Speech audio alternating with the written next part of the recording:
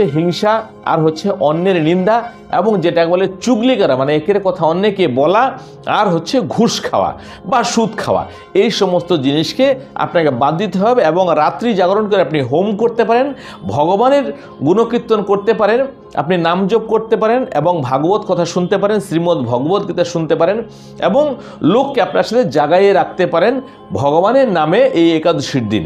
তবে এই দিন কোনো রকমই আপনি যে সমস্ত অন্যের কথা বলা হয়েছে সেগুলো এবার নেবেন না, যেমন আপনার গমের জিনিস হোক, চালের জিনিস হোক, কেননা এই সময় কিন্তু আপনার সংক্রান্তি পড়ে গেছে।